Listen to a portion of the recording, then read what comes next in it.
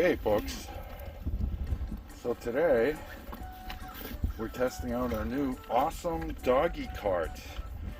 It's Aosom, and as you can see, it has an attachment for our bikes and a wheel, so you can use it as a stroller, or you can just attach it to the back of your bike. And as you can see, one of the two dogs is more interested in eating the Velcro. Go ahead and roll, babe. We'll probably keep them a little less crazy. But we're getting them used to it just walking before we start hooking it up to any kind of bikes, so that we can be sure that they don't get freaked out by what's going on.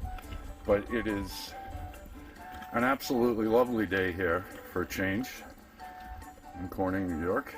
It's about 50 degrees on February 24th. We're hoping for more melting. It's like we're going to get some days up in the 50s, or at least the high 40s over the next week, because we actually need quite a lot of melt so we can get that concrete pad poured, get the fifth wheel home. But so far, I think the cart's a win. Halo seems to really enjoy it. Tilly's just too much puppy. She still just wants to chew everything. But as you can see, it has zippered mesh. It also has rain covers, which is really cool. I can see you. For keeping them dry in case of a quick shower.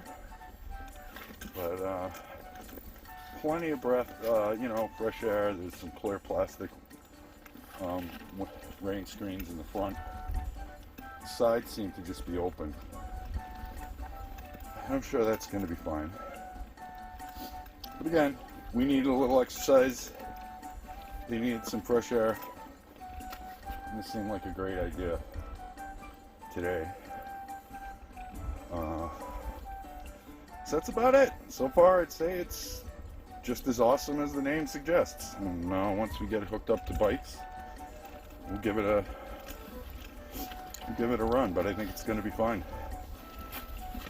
And hope you're out enjoying some decent weather for a change too. Take care.